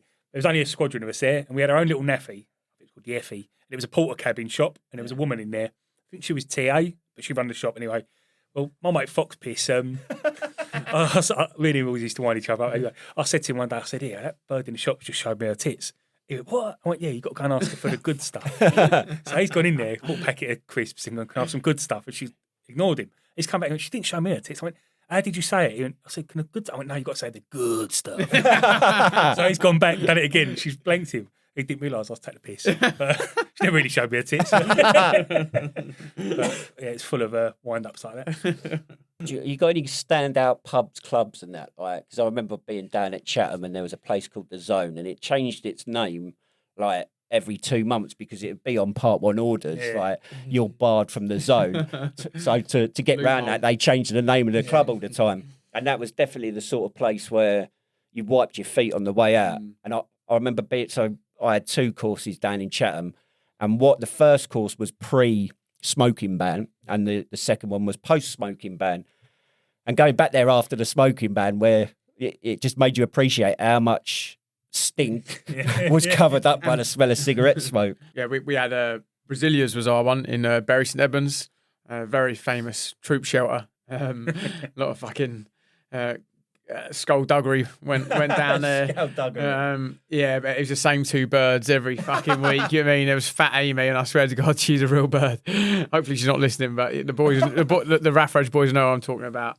And a sort of ratty mate, I can't remember her name, but yeah, it was the same 2 birds in it every week, and you could kind of see the boys, fucking another drink, and then who was gonna pull Amy. It almost came into nobody would go near it at the start, and everyone's fucking 3 hours later, just before closing, everyone's like, "Go on, Amy, go with me!" Nah, I don't want to go with him. Over it. Literally, like hyenas over a carcass. I know a shithole. I noticed someone had commented on our Facebook, or you put a post on Facebook. And paddles in Castle Martin. Okay. I think it's Pembroke Dock. Actually. Yeah. That is a shithole. And it is, that deserves a mention. I say that is a shithole. It is bad. Yeah. Good night, though. It makes me think, because I've done my B1 combat engineering course out in Sennelager in Germany. Spent 10 weeks out there, and I'm so glad I don't think I'd have survived if I'd have got posted out there. I think by the end of the 10 weeks, I was like coughing up blood and all sorts. But I do wonder, like, because they were like hubs, weren't they? It was like all the bars, restaurants, all everyone, and knocking shops or whatever around there. I wonder, now they've pulled out, I wonder what the economy's like. Yeah, because everyone's wages, 90% of your wages went down the bar. Pubs, clubs. We asked the question to you guys earlier on, and Steve's had some feedback about best, worst places from you guys. Yeah, so my mate Lassie, he said the best and weirdest was South Korea. He was on an operation called Key Resolve with the US and Republic of Korean armies, which is a bit of a weird one. I've never heard of anyone going to South Korea. And his worst... How old was he? Or was he our age, is he? Yeah, about 40. Was it any good out there? He said it was weird. Can you give any stories? Just say it was weird. He said it was the best and weirdest. He said the worst place. Why? Yeah, no, we want to know why. Follow up with that. I'll get back to you. The worst was Bovington. I enjoyed Bovington, but then I was only there for a few months, so I was doing training. I think he was there for a few years. My mate Paul, best was Canada and Germany, because Canada and Germany is wicked. Yeah. And the weirdest was Cyprus. I've heard different stories about that. If you go to that buffer zone, it's strange. Well, there's that, what is it, Nicosia Airport's like still as it was when they left in the 1950s. And he says his worst place to go was Northern Ireland. I think he went there twice. Okay. Which, I get that. They're leaving a lot to our imagination. It's like, why? Aaron Gregory, he sent me one. He's got a Plymouth accent, so you can imagine. Yeah. His worst job was driving the turd truck in Iraq. What a job. And he said, so he'd drive it around Badger, go and collect turds from all the camps. And get shot at in a turd truck. But he only volunteered for it because he'd get to see all his other mates in the other squadrons and that. And he got £5.50 a day extra. Nice. Oh, yeah. Which, at the time, I Googled this, average UK pint of beer was £2.26. So that's 2 and a bit pints a day extra. So. Yeah, because Fob Shawcat in Afghan, I know you were there before me, but even when I got there, you still had the old porta john where it was like a timber frame, and you put your sort of black plastic bag, do your business into it, and then you tie it up and put it in a skip. And there was somebody's job, and I found it incredible. RLC, his job was to basically burn these bags of shit in the skip. Like that could go wrong, couldn't it? Like, not a good day out. Yeah. What did you do in Afghanistan, Daddy? I burnt the real soldier shit. Like Fox Piss, he said Senalaga Tin City. When first time I went to Iraq, we done all our riot training there, and it was a Northern Ireland setup, and that was quite surreal. And he said it was brutal. It was a proper riot. With petrol bombs set on fire. Your trousers weren't there no more. The fireproof trousers you had burnt. That sounds about right. It's probably all starch and ironing we did. So Davey P, he got a 12-week Bakshi posting in Oman in 2001. He was the brigade commander's driver, but he wasn't needed. So he spent the whole time sunbathing and chilling out. Bit of OX24 on. But he said the RAF moaned about it because they had to sleep in tents. He said his worst place was Basra rubbish tip. And I've been through there. It's horrible. It's a whole city's worth of rubbish on fire. Bloody hell. And we used to, for some reason, if you was on QRF, they'd put you there right in the middle of it. What does QRF stand for? Well, because this is the thing, we keep bringing up acronyms. Quick reaction force. Okay. Your eyes lit up there when I asked that question. I fucking knew it was the first one I knew. When it kicks off in an FE, get the RF, QRF. That's like your primary purpose, isn't it, QRF? On Bastion it was, but that was one of our many roles. Obviously, there was a lot. We were juggling a plethora of vital tasks. Didn't you used to go out on the Merts and all that sort of stuff? Yeah, so that was to be fair the best, most useful thing I've ever done. I only did 1-2 weeks stint on Mert, but by far that was the best thing. And if you speak to any RAF Reg lad that went to Herrick, would say the same thing. Is that because they got to spend time with soldiers? Yeah. No, it was the or laugh at them with no legs. Most worthwhile thing we did. And for me, definitely. I think I had 7 or 8 shouts on my 2-week stint on Herrick 17. It was. You done a 2-week stint on Herrick 17 on Mert. Oh right, on Mert, but I think obviously, like I say, we do it in 2-week rotations, but the air crew and the hospital, the doctor, the nurse, and the 2 paramedics that are on there, I think they do shorter tours, maybe 2 months, 2.5 months, something like that, because the amount shit you see every day is, you can't imagine it. And like I say, I did 7 shouts, that was plenty for me. Yeah, my mate Five Ed, his best was Iraq and Afghanistan because that's what he joined up to do, but it was also the worst because he got blown up. Weirdest was in Kosovo. He said this was just after the war.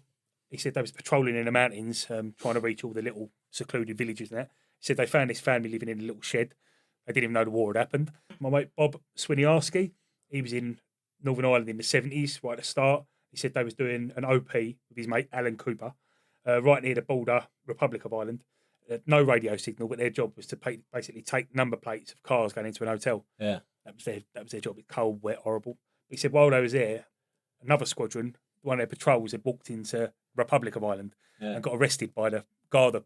Turns out, he said the officer had his map upside down and had led them in. My mate Tom Turner, he was in Kosovo. He said he was in the Wild West Valley and they had to go in an abandoned mine. And he said the owner said to him, you should wear wellies because there's something in there. Yeah. Don't agree with human skin. They knew better. They crawled down this mine for about a mile. He said it was like the Goonies. Didn't find anything. So when they come back, their boots all fell apart and he had all burns up his legs. So he said the medic just laughed and gave him a bit of cream. Paul the sailor, he said the worst place he went was Salalah. Salalah, that's one of our... In Oman. One hotel, trillions of tons of sand, and fuck all to do. Because he was on aircraft carriers. The second time he went, he said he didn't even get off the ship. It was that bad. Rather stay on an aircraft carrier. It's funny you say about the Navy. So my mate Kev served in the Royal Navy, and there was he joined up years and years ago, but there was a small period of time where we were both. I joined the Royal Engineers, and we were both serving at the same time. And I think I was on exercise in one of these horrible places, and he was the Navy do this thing called flying the flag of the fleet. So basically, the fleet deploys out and basically stops off at different ports down the Med, like Gibraltar, Italy, like south of France, and that basically on the piss. And I just thought, I chose the wrong bloody job here, didn't I? What am I doing? Yeah. The last one I've got, Stuttering Smithy. He said he went on. He was in Canada at Banter. Said he went on a road trip to Missoula in Montana, and he said he met the ugliest woman in the world, and after 2 hours of trying to tell her his name, this is his word. She invited him back to her place for a drink. He said after driving for 30 minutes down some dirt tracks, she got to a caravan park in the middle of nowhere. Said he went in her caravan. She was a massive Doctor Who fan because she had a life-size David Tennant and a Dalek cutout and a shotgun in the kitchen. So he said he asked her if he could have a go with a shotgun. Dylan stays outside shooting the shotgun. Next morning, he's woke up. Her brother come in. And it was a Native American reservation, right? And they all welcomed him to their tribe, whatever you call it. Sacrifice, yeah. And promised to keep in touch. But he said he got out there as soon as he could. This is where Smithy got his Native American name. Him with searches for words. Searches for words. Not really say, that was horse riding. No, thanks for all your messages, everyone. Yeah. Well, have you got any, Chizard? Sort of weird night out was a good one. Was hide and lid and went out in Hastings on a Saturday and I fucking had strict orders from our woe. Don't fucking get nicked. Bro, I was on PDT and he must have told us about 100 times, don't you fucking get nicked. Blah, blah, blah. And, he went out. A lad called Monga come with us, and and I swear to God, and that was his actual name. That wasn't a fucking nickname, but he fit the bill. And he hardly ever gone out anyway. So he said, right, we're gonna have a bit of a laugh with him tonight. About a dozen of us went out. He was sort of geezer, right? We bought him shots at the bar. I think it was tequilas or something like that. Brought the shots over, and we said, "Yeah, Monga, come on, here we go. We're getting on it," sort of thing. These tequilas come over. He goes, "Oh fucking!" He said, "I hate Jaeger bombs. I can't do Jaeger bombs." Like that's how little he went out. Like clear shots of fucking tequila come over, and he's brought Jaeger bombs. Anyway, the next we went to a few different boozers, and then after about the third one, we ripped the t-shirt off his back. And then when we was going like further down the street, we had to pretend when the next pubs and clubs we was going to, it was his stag do, and that's why he was naked. There was a builder's van down there, one of the side streets, and when they've got like fucking scaffold pipes hanging off the back of a lorry, they tie a high vis bib to it. It's covered in shit and grease and that. So we found these off the back of a van, pulled his high vis bib on, put it on him, got him fucking pissed up, going around his high vis bib, and two of the lads went for a smoke outside Weatherspoons or wherever he was, and they see him. He was had this high-vis jacket on. Other than that, his nipples were out, and he was fighting off two police women officers who are about half his size. Bloody He hell. had one on each arm, like throwing them around like Jack Russells. And then he spots our mate Josh, and he's going, Josh, and he went, tell the Sarge I'm innocent. And he got banged up. And anyway, the next morning, everyone's hanging like, but we're all fucking creasing. And we got forced into a bit of a PT, and there was a little tiny football pitch by the gate of Ivor Lid, so you could see the entry gate.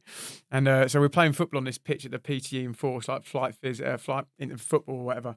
And this taxi turns up after about an hour and a half of us like fucking being down there, and Moira gets out the taxi. Oh, it's so funny. And he was in this jumper. Stains down it, grease, mayonnaise, ketchup. What the fuck's he wearing? And as he got close, he's like stumbling to the gate. The woes already pinged him. Like the woes with us, he's like, I'm gonna fucking have him. We couldn't wait for it. And he gets closer through the gate, and he's wearing a jumper, and it's like fucking Aunt Patricia's fish and chip shop or something like that. And it turns out, and then anyway, he comes in, the woe goes fucking skits at him, and the woe beasts him next to the football pitch that we're all playing football on. So we're all fucking and he's like throwing up, like he's in a bad headspace, bless him. And then after that, we was like, what the fuck happened? And he said, oh, you fucking cunt's got me arrested, blah, blah, blah. And when he left, he said, I had to go, they took his high-vis bib off him. So in the morning, on a Sunday morning, Hastings, he had to go to, the only thing they said it was open was a fish and chip shop. Don't know why on a Sunday morning. Walked in there, just like half naked with his nipples out. He said, can I have fish and chips, please? And this Aunt Patricia was like, do you want a bit of clothing? So she's giving him his whole fucking chip shop jumper all with stains down it, fish scales, a lot. Oh, it's fucking brilliant. I'm a bit flustered after that story. Yeah, what's going on? Okay, what was his name? Give him a shout out. Monger, Claude Monger, we used to call him. His name was fucking hell. I can't remember what his first name was, Clyde or Claude, but yeah, Monger. And then funny story since then he's got married and he's taken her surname. Yeah, I bet he has. Yeah. So I've had a message in from one of the guys that actually attends the Stevenage Muster Point breakfast, Daryl. Big up Daryl. What was his nickname? Oh, Spud. Yeah, Spud. Yeah, so he told me, I said to him, what's Spud? He went, because I've got a big head and I've got little arms and little legs. T-Rex again. Yeah, so he served in the Royal Marine Commandos, right? Yeah. So he sent a story in about being on exercise with 5 Royal Anglian back in 1982 and staying in the old World War II Nizan huts. I can certainly relate to staying in them. Yeah. But he sent me a picture of the inside because they're the old corrugated shape. And inside, because I remember, and he says this, that they were freezing cold because there was no insulation. No. It was literally, you might as well have been out in the elements. Yeah. Red hot in the daytime and the sun, freezing at night. And in the picture he sent, looks like it was heated by some sort of, we used to call them puffing billies. Did you ever have a puffing billy? I remember the Benghazi burners or something. I think they're the same thing. I think we've spoke about them before. You have to be very careful when you light them because it ends up taking your eyebrows off. It's usually like the Sprog's job.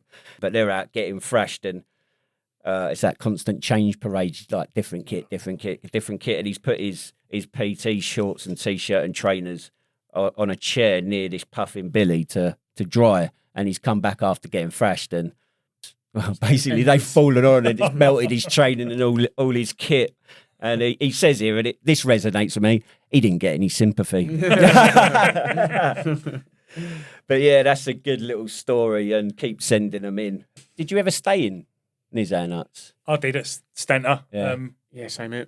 We've done a pre-deployment training. We've done our riot training and we had to go there with the Irish Guards. Yeah. Doing this riot training, they stopped the training and went, right, it's St. Paddy's Day, we're going to have a piss up. As you do. Yeah, so we had a parade and then Princess Anne come along in her helicopter and then opened this hangar and I think Guinness had donated hundreds of crates of Guinness. We had a good old Guinness, eh? Yeah, and then Princess Anne went round and spoke to every person there and a good time was had. Princess Anne she's one of the solid royals. Yeah. She's a good old bird, isn't she? Yeah. She's never been caught doing anything wrong. Yeah. No. Yeah. Like I say, we stayed in the Nissan huts there, so horrible things. Yep. But very practical. But they are, yeah, I guess. If you want to be cold and wet and... You stayed in one, Chiz? Yeah, same as you, Stanter. Don't lie. Few PDTs down there. What's a PDT? Pre-deployment training. But yeah, it was a stone's throw from Hollington as well, so we were down there all the time. Not as nice as the Savoy where we usually go, but I mean, here and there you have to put up with it. Have you ever been to the Savoy? No, never. I took a young lady there on a first date to the Savoy. You were desperate. And then we went for cocktails on the Shard, as you do, back in my hedonistic days. And bless her, she so we go up on the Shard, this cocktail bar. And she goes, "Oh, it's a very 21st century woman." She goes, "Oh, I'll get these."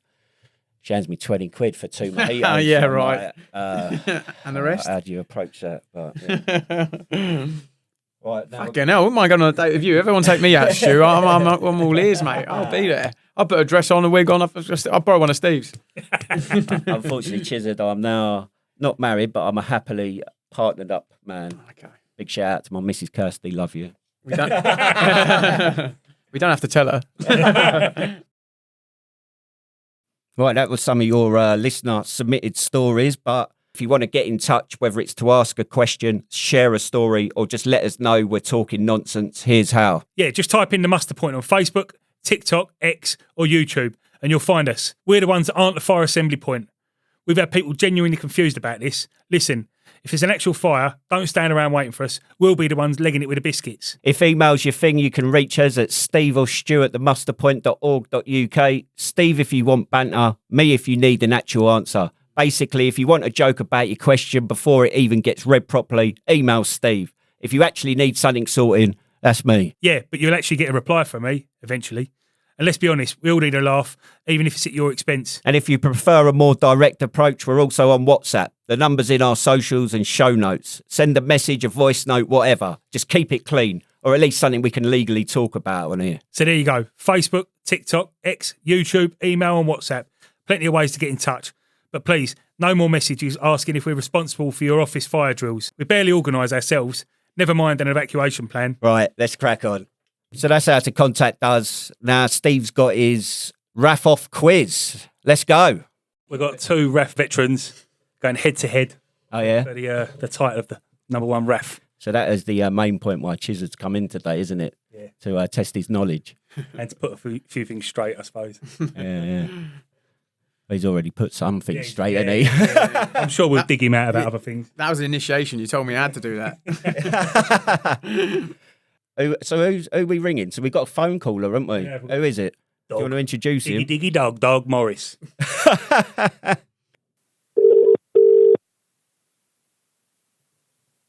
Hi, mate. Hello, dog. You all right, mate? Yeah, how are you? Yeah, good, thanks. Are you ready for the big ref off? I can't wait, yeah. Well, we've got your enemy here, Chizard. I don't know if you want to say Chizard, hi to morning. each other. Dog, mate, how you doing? Yeah, good, you? Yeah, I'm all right, mate. So did you both know each Yeah, other good. when you were in? No. No, but I do like that nickname. It's a good nickname. You got any stories about Steve, have you, dog? Yeah, I'm not sure that they're suitable for his wife, sister and niece and nephew to hear though, but Excellent. we'll maybe talk another time. Yeah. Lovely. Well, I'm going to ask you, we've got 10 questions. I'm going to ask you one each and we'll see how we get on. So, are you ready? Yeah. Chizard, you're first. What's the RAF's quick march? Quick march? Yeah. What's the name of the song? Not a clue. Quick march? Nah, not a clue. Dog, what year was the RAF formed? Oh, I know this one. 1918. Turning the flower of youth into alcoholics since 1918. Chizard, what's the RAF's colours? RF colours? Yeah. As in the colours themselves? Yeah. It's, I couldn't tell you the blue, brown and sky blue. Nope. Or burgundy. It's not brown. Crab fat. Dog, what's the RAF's motto in English? Through adversity to the stars. Getting all the fucking easy ones here. I know, yeah. He stitched me right up. Chizard, from what units or services was the RAF formed? Fleet Air Arm and what's the other one? Fucking hell, I've forgotten the other one.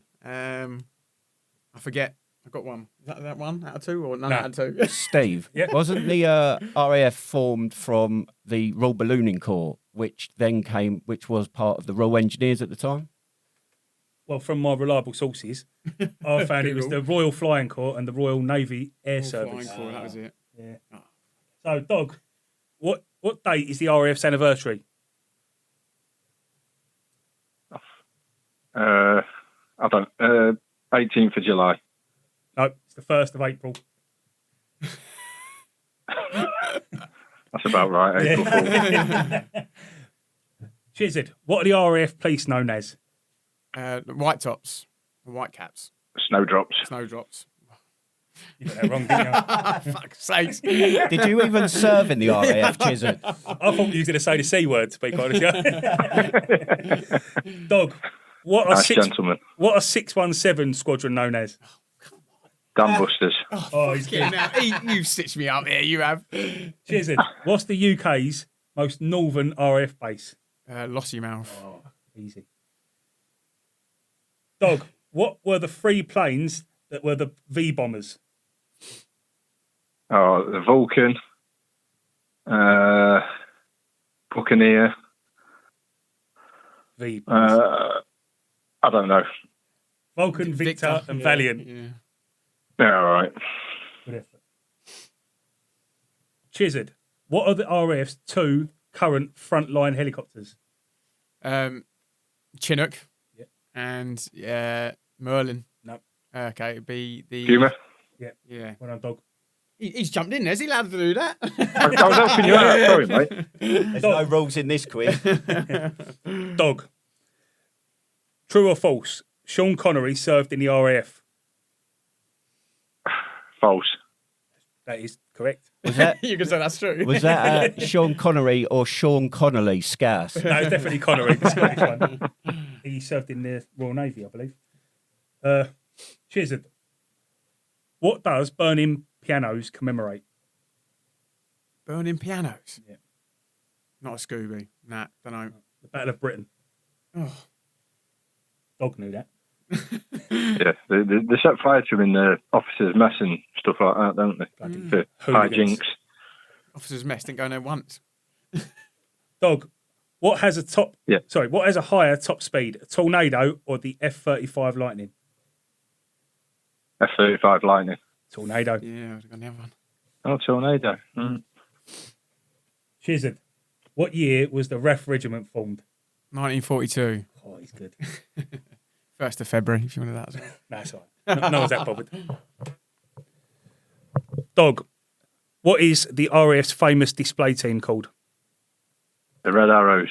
Oh, Fucking picked out the under 10 questions for you, I swear to God. Chizard. From Wikipedia, how many humans serve in the RAF regiment, including reserves? And you get 10% either way. Including reserves. Yeah. There's probably 5 or 6 squadrons full time still. Reserves, I guess, about the same amount. So but I don't know how many's in one of them. So I'll go 2,100. So, is there another question? How many non-humans serve in the RAF? I'm just covering all the woke. Yeah. All the chickens, all Anyway, the lizards. it's Yeah. 2,420. Oh. And I said you get 10% either way, so you was 78 out. Fair play to him, Yeah, though. fair That's play. close. It's still wrong. Dog, what aircraft did what aircraft did the Red Arrows use? A Hawk. Yeah, well done. Chizard. Brian Blessed served in the RAF regiment. True or false? I think that's true. I think that is true. Yeah, well done. Can you do your Brian Blessed? Weren't he off Gordon's Alive? Yeah. Anyone want to do an impression? Good, Chizard. For the RAF reg. He's alive. Something like that. He's Gordon's alive. Gordon's alive. And the final question for Dog. From Wikipedia, how many humans serve in the RAF, including reserves, and you get 10% either way? 78,000. Oh, no. 34,790. Nearly half exact, really. That's mental, isn't it? But that is it. So who's the winner? 1, 2, Yeah, he's a fucking winner. 6 for Dog. Do you need an abacus for mine, or are you all right with that? 3 for Chizard. So Dog is the top RAF vet. Well done, dog. We'll send you a pen and a wristband. And don't forget don't forget you can have yesterday off. Yeah, well done. We'll send out your certificate. Yeah, well done. Cheers, mate. Cheers, everyone. Got a quick question for you as well. What was the weirdest, worst, or best place you served in the RAF? Who's that for? Me first? Yeah, for you. Go on, you can answer this. Weirdest place was probably RAF Honington when we went on an exercise here. All the locals had like 11 fingers and like pontoon eyes and stuff like that. But just a weird place. It was I don't. Chisard, you probably were there because there were a rough regiment there. But it was like all these like grass-covered bunkers with old BBC computers still powered up and like running with maps of the like USSR and the Iron Curtain and all that sort of stuff. Yeah. So yeah, there's a lot of those grass-covered bunkers, like you say. I think that was all part of the Cold War stuff. I think they used to keep the big boys there, but I don't think. Well, they definitely don't anymore. So that was the weirdest. No. Have you got a best place or worst place? Best place for me was in Oberammergau for the RAF ski champs in Germany. Like just really like nice picturesque place, and then for like 2 weeks every year, the RAF just descended on it and like drank the place dry. It was it was awesome. Oh, thank you very much. That's class. That I had a mate, Luke. I say his surname, but he was in the cross ski team or something for the RAF, the long distance one. You know where they shoot and then skiing and that. And he literally used to spend about 5 months a year doing it. And then the other 7 months be with us, and we're like, you fucking hated him for it. You know what I mean? You prick. You know what I mean? Gonna do all that while we're in fucking Senny and that. Oh, I hated him. Yeah. So, all right. Well, thank you very much, Dog. We'll have to get you on another time and have another chat. So, yeah, no worries. Cheers, lads. See you Keep later, doing what you're doing. cheers. Really See you, enjoying mate. it. Catch you later. Yeah. Speak to you soon. Take care. Bye, mate. So that was the what were you calling that quiz, Steve? The big ref off. And who won? Dog Morris. Are you having it, Chisard? Well, I mean, the questions, you heard him yourself. The fucking questions were the under 10s he had. And I had, what was the weather like on 1939 on a Thursday in August when the Spitfires went up? Yeah, I definitely think there was a bit of fixing going on. What do you was there, Steve? He's my brother-in-law, so. Yeah, fair one. Fair one. So what? Sorry. So Dog won. We're going to send him a certificate for yesterday off. But yeah, well done, and thank you, Chisard, for taking part. Well done. Yeah, well done, mate. To all those that done well done, and Give to him a all round of applause as well. Well we done. can do a round of applause. Thank you. It's an honour. Chisard won't be coming back on now, will he? Been ruined. So your brother-in-law, Dog, was he RAF Reg as well? No, he was a engineer in, I think it's 28 Squadron. He works on Merlins. All right. Helicopters, making them. So it just proves that RAF Reg are the thickest of the They're thick. like the tankies. The good-looking brawn. The good-looking brawn. That and the questions were very one-sided. They were. So now we come to the part of the show called Muckers Remembered, where each week we remember a fallen soldier. And this week Steve is going to talk about someone.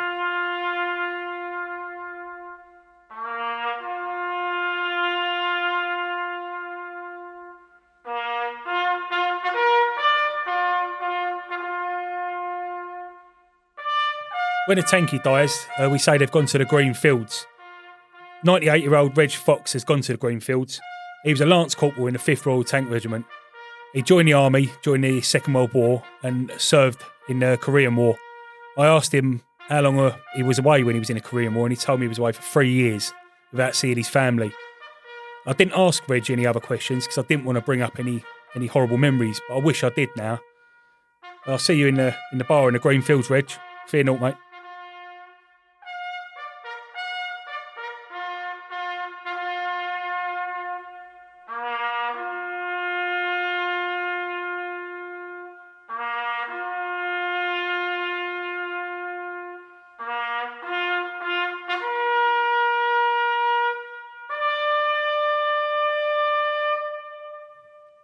Thanks for that, Steve. So 3 years on deployment. Yeah. It's mad, isn't it? He did tell me he got 2 weeks off in between, but they couldn't come home, so they went to Japan. But that was it. 3 years away from your family. Yeah. It's like it was a different life, a different world. Yeah.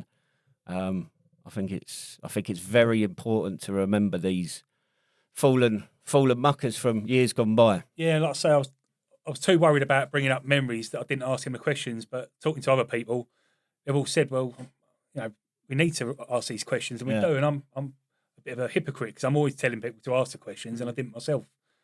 But yeah, we need to, especially the Korean War veterans, because it's the unspoken war. You know, we need to be bugging our grandparents and neighbours, get them stories out of them. They tell you to fuck off. Well, you know where you stand. Yeah, exactly. I mean, what's the worst that can happen? I can tell you that. So now we're going to come on to the other regular segment in the show, and that's the Bravo Zulu shout out, which is a shout out to a organisation, charity, or even a business that are supporting veterans, members of the armed forces. And Chizard is going to speak about the RAF Benevolent Fund, which has been around since 1919, formed by Lord Trenchard then, and he's sort of known as the founding father of the Royal Air Force, which was formed from the Royal Logistics Corps, the Royal Flying Corps, and the other one that Steve mentioned earlier. But yeah, it's been around for some time. They help out those serving in the Air Force, veterans of the Air Force and their families, which is quite a large number of people. That aid includes anything from mobility, counselling and financial support. So yeah, they have a large umbrella. One of their ambassadors, which is a bit personal for me, is a lad called Stuart Robinson. He was on 15 Squadron with me on Herrick 17, and his Jackal hit an IED. He was thrown clear from the wagon, lost a leg straight away, and then after got back to Bastion. The best course of action, it might have been when he got back to England. Either way, the best course of action was to remove his other leg, so he lost both his legs. But they've helped him no end. He's been in the Invictus Games, as I mentioned earlier, and he's actually won gold at the Paralympics, in Tokyo for wheelchair rugby, I think it's called. And yeah, so I mean, I see quite a bit of what the RAF Benevolent Fund can do, and they've been brilliant with him. So yeah, if you need support and you're serving RAF or ex or even family of the above, reach out. It's worth a shout. They might be able to help you. Yeah, so as usual, I'll put the link for the RAF Benevolent Fund in the description for the podcast. But interestingly, Steve, we have Ian, who came down to the muster point last Tuesday, is the area representative for the RAF Benevolent Fund. He covers East Anglia, I think he said. And he was. Do you know what I found so refreshing? I know we've spoken about it before. How I know you mentioned last week, like you said, you could understand the financial side needs to be separate, but sharing resources or directing veterans. And Ian was so refreshing because he said, like, yes, obviously my main aim is to support the RAF, but he said if there's a non-RAF guy, like, he wasn't precious. He's got years of, I think he's done sort of social services or something, so he's got years of experience, and he's quite happy to give people advice, and that's what's great about these charities. Yeah, really good. So yeah, I'll put the descriptions and the links in the somewhere. I'm getting good at that. All right, so we're coming towards the end of another episode. How do you think it's gone, Steve? Yeah, I've enjoyed myself. Shame about having him here. Have you not liked it? Nah. It smells. Has he been touching nice. you? Has he been touching you underneath Imperial the leather. Imperial leather. Imperial leather. I wouldn't fucking wash my dog with that. Jesus, Imperial leather. It's a bottom. So what have we spoken about today? We've had a lot of funny stories. We've had some shout outs to people, and we've spoke about some of the best, worst, and weirdest places that people have been posted. We mentioned the RAF Benevolent Fund. We covered some news stories. Give a bit of career advice. Have we? Well, tell people where to go. Yeah. The RAF off. Don't forget the RAF off. Right? Oh yeah, the RAF off. Sore subject still. I shouldn't be mentioning it. But. Yeah. Thing is, I know you might think the other person got easier questions, but he did get 6 and you got 3. So. Yeah, because you had 9 easy questions. Oh. I would have got 9 out of 10. Obviously, people sent in their stories, but I've got the feeling like it was like, oh, I've been here. Who cares? We want more detail. We want. Yeah. I'll chase them up. Yeah, get some meat. I said earlier on that somewhere pre-RAF, pre-flying corps, and then the ballooning corps, and then the Royal Engineers. And I was thinking, like, have I just been spun a shit dip by somebody? But it says here, like, so the Air Battalion of the Royal Engineers become the military wing of the Royal Flying Corps a month later on the 13th of May. So that was... you lasted a month, then, is what you're saying. 1912. Well, no, because pre that, the Air Battalion of the Royal Engineers became the Royal Flying Corps on the 13th of May. Wow. Right.